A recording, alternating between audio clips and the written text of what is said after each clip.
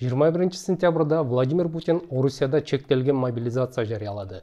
Алгач мобилизация деген эмне экенин аныктап алайлы. Бул аскер кызматын өтөгөн жоокерлерди согуштун чыгышына байланыштуу кайта аскер кызматына чакыруу жана тынчтык убактардагы куралдуу күчтөрдү эл чарбасын согуштук абалдагы шарттарга көчүрүү которуу дейт кыргыз тилинин түшүндүрмө сөздүгү. Путин чектелген мобилизация жарыялады. Максаты орус армиясына кошумча 300 000 аскер алуу. Аскер кызматына жарактуу орус жарандарын мобилизациялоо кандай жүрөт, кимдер тартылат жана башка ага байланыштуу суроолорду түшүндүрүп беребиз. Кимдер тартылат? Орусиянын мыйзамына ылайык биринчи кезекте аскер кызматында запаста турган, оор кылмыштарга соттолбогон жарандар чакырылат. Кимди чакыруу керектигин Коргонуу министрлигинен келген талаптардын жана медкомиссиянын корутундусунун негизинде чакыруу комиссиялары кабыл алат. Владимир Путин өз сөзүндө айткандай, аскерге биринчи кезекте куралдуу күчтөрдө кызмат өтөгөн, аскердик каттоодогу адистиги жана тажрыйбасы талап кылынгандар чакырылат. Булар кимдер болушу мүмкүн? Мобилизация мыйзамында чакырылуучунун жынысы аныкталган эмес. Демек аялдар эркектер менен бирдей шартта алынат. Ошондуктан аскердик каттоодогу адистиги бар аялдар дагы чакырылышы мүмкүн. Мисалы тизмеге медицина, байланыш, картография боюнча адистиги барлар кирген. Андан сырткары запастагы аскер кызматкерлери дагы биринчи тартылат. Украинадагы согуштун негизинде биринчи кезекте азыр орус армиясына аткычтар, механик айдоочулар, чалгынчылар, артиллеристтер талап кылынарын айтсак болот. Запастагы аскер кызматкерлери 3 категорияга бөлүнөт. Мобилизация башталганда биринчи даражадагылар тартыла баштайт. Алар жетишпей баратса, алгач жаштар, кийин улуурактары чакырыла баштайт. Биринчи категорияга 35 жашка чейинки жоокерлер, сержанттар, старшиналар, прапорщиктер, 50 жашка чейинки кичүү офицерлер, 55 жашка чейинки майор жана подполковниктер, 60 жашка чейинки полковниктер, биринчи рангдагы капитандар, 65 жашка чейинки улуу офицерлер кирет.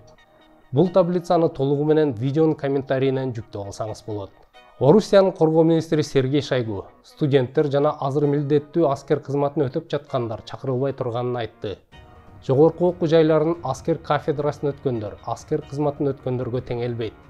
Жалпысынан 27 жашка чейинки аскер кызматын өтө электер дагы чакырылбайт. Анткени алар запаска кирген болуп эсептелбейт. Биздин видео сизге жакса, биздин каналга жазылып, коңгуроону басып, чыккан бардык видеолорубузду көрүп туруңуз.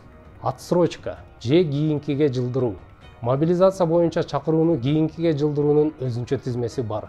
Ал кадимки милдеттүү аскер кызматын өтөө үчүн каралган тизмеден айырмаланат. Кимдер кийинкиге жылдыра алышат? Ден соолугу боюнча убактылуу жараксыз деп таанылгандар, майып тууганын карагандар, 4төн ашык баласы барлар же 3 баласы жана аялынын боюнда барлар, Мамдуманын депутаттары, Федерация кеңешинин мүчөлөрү. Мобилизация кандай жүрөт?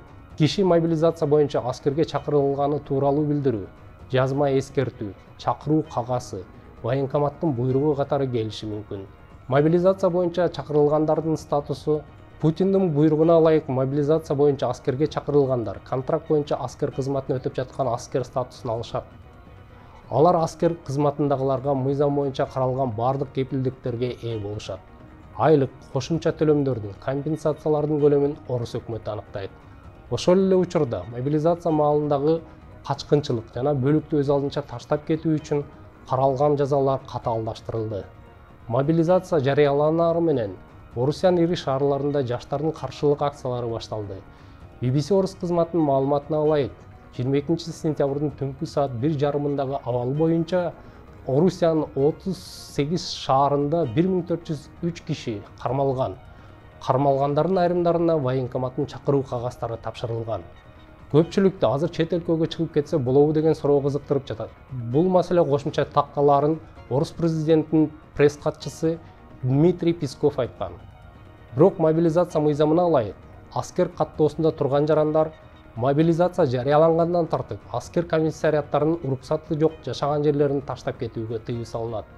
Социалдык желилерде орусиялыктардын чет өлкөгө чыгып кетүү аракеттери тууралуу маалыматтар тарап жатат. Колдонуучулар авиабилеттердин баасы 2-3 эсе кымбаттаганын, аэропортту эл жыкжыйма болуп калганын, автотранспорт менен Орусиядан чыгып кетүү оңой экенин, аскерге барбай калуунун жолдорун кызуу талкуулап жаткан учур. Мыйзам боюнча аскерге чакырылган киши түз эле согушка түшпөшү керек.